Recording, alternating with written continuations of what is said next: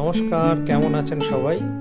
অরুণাচল ট্যুরের এই এপিসোডে আমরা শেরগাঁও থেকে সাংতি ভ্যালি কিভাবে পৌঁছালাম তাই দেখাতে হয়েছে।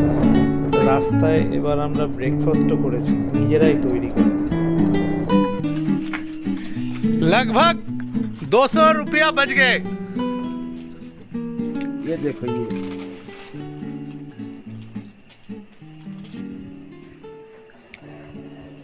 वाह शानदार। ব্রেকফাস্ট করে নেওয়ার পরে আমরা এবার ধীরে ধীরে সাংতি ভ্যালির দিকে এগিয়ে যাব।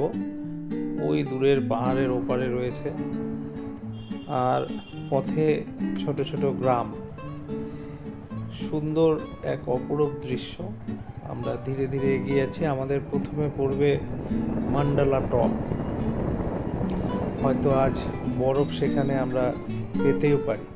উডং ভিলেজ এটা একটি, অ্যাকচুয়ালি উডং ওয়ার মেমোরিয়ালও আমরা হয়তো মান্ডালা টপে রয়েছে, সেখানে বরফ পেলেও পেতে পারি। তো সঙ্গে থাকুন।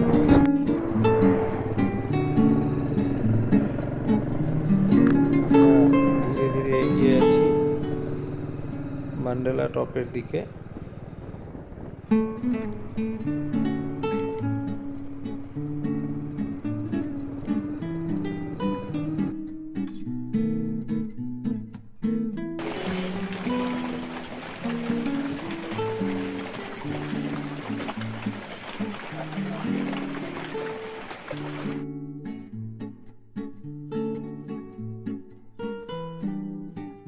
We are now at Mandala top right now and there are heavy snowfall. এখানে প্রচুর স্নোফল হচ্ছে। আমরা সবাই মিলে স্নোফলে খুব আনন্দ করলাম। ঝিরিঝিরি করে বৃষ্টির মতন স্নোফল হয়েই যাচ্ছে। এ এক অদ্ভুত দৃশ্য, যেটা আমাদের অরুণাচলের ট্রিপে এবার উপভোগ করলাম।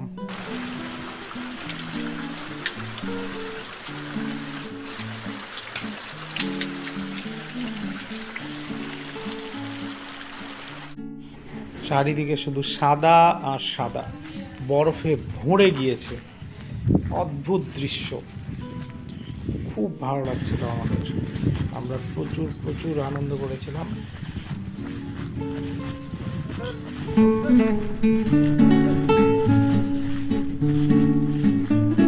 তারপর কিছু ছবি তোলা।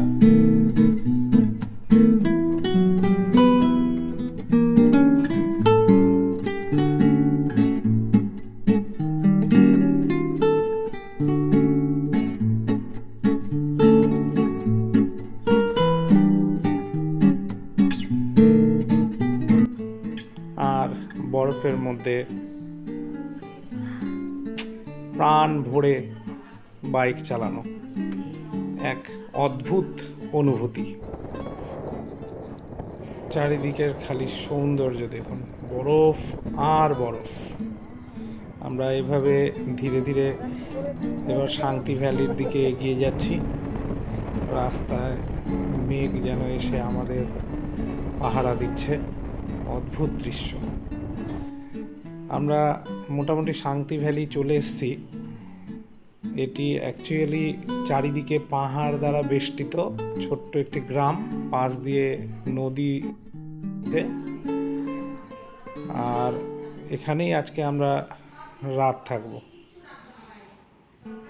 তো আবার দেখা হচ্ছে এর পরের ভিডিওতে, যেখানে আমরা সাংতি ভ্যালি থেকে তাওয়াং যাব, যেখানে সেলা পাস আমরা ক্রস করে যাব। সঙ্গে থাকবেন। এর পরের ভিডিওতে আবার আপনাদের সঙ্গে দেখা হবে। ভালো থাকবেন।